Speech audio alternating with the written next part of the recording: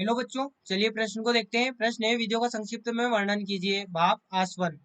तो देखिए यहाँ पर बात करें प्रश्न की मुख्य अवधारणा की। मुख्य अवधारणा तो देखिए यहाँ पर समझें, होता क्या है कि जो भाप आसवन विधि है, यह विधि उन उन पदार्थों के पदार्थों के शोधन में प्रयुक्त की जाती है। प्रयुक्त की जाती है जिनमें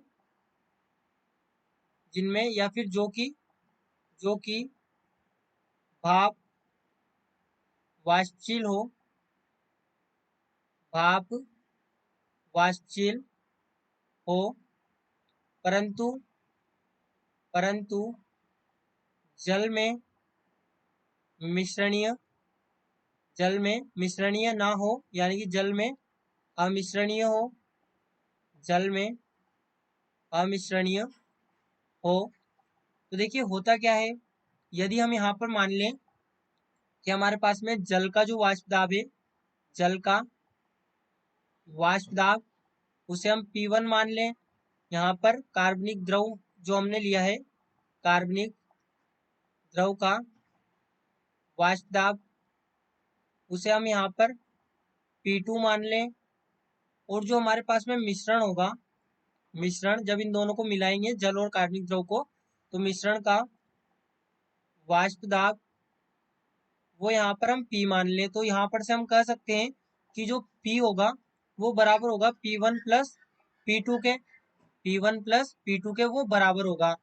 तो देखिए यहाँ से क्या निष्कर्ष निकलता है, यहाँ से निष्कर्ष ये निकलता है कि P1 जो है वो यहाँ पर कम हो जाएगा P से, यानी कि जो P2 है वो भी कम हो जाएगा। P2 जो वाष्प दाब है वो कम हो जाएगा, यानी कि जो अब द्रव है वो कम वाष्प दाब दर्शाएगा, यानी कि कम क्वथनांक पर ही उबल जाएगा। तो यहाँ पर हम कह सकते हैं, चूंकि चूंकि P2 कम है P से, इसलिए इसलिए पदार्थ पदार्थ अपने क्वथनांक से अपने क्वथनांक से निम्नतर निम्नतर ताप ताप पर ही वाष्प में परिवर्तित